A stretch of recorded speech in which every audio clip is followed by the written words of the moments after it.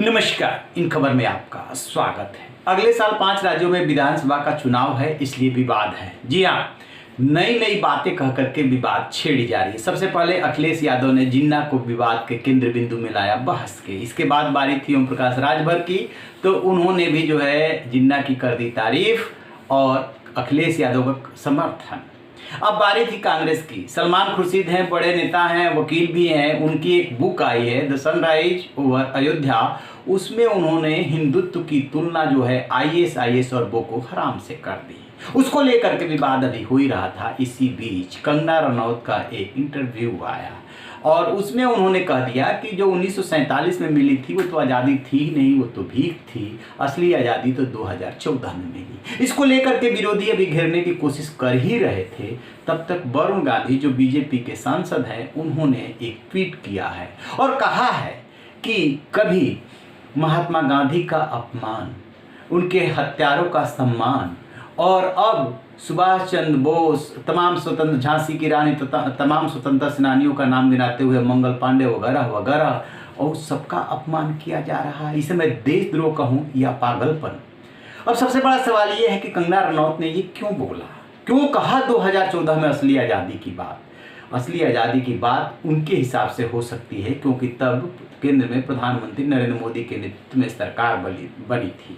लेकिन 1947 की आज़ादी से इसका तो कोई ताल्लुक नहीं हो सकता। इसी को लेकर के विवाद हो रहा है और इसी को लेकर के वरुण गांधी वार कर रहे हैं। दरअसल वरुण गांधी को बीजेपी से नाराजगी है और ये पहली बार कोई नाराजगी व्यक्त नहीं की है। अभी जब किसानों का आंदोलन चल रहा था, लखीमपुर खीरी घटना हुई थी, उसको भी लेकर के उन्होंने ट्वीट किया था, वो वीडियो ट्वीट किया था जिसमें मंत्री अजय मिश्रा टेनी और उनके बेटे आशीष मिश्रा को लेकर के बहुत सारी बातें थी। अभी भी आशीष मिश्रा जो है वो गिरफ्तार हैं और अजय मिश्रा टेनी पे भी तलवार लटक रही है क्योंकि इसमें सुप्रीम कोर्ट मामला पहुंचा हुआ है। तो लगातार किसानों के मुद्दे को लेकर के और जो भी जमीन से जुड़े मुद्दे हो सकते हैं उसमें वरुण गांधी घेराबंदी कर रहे हैं।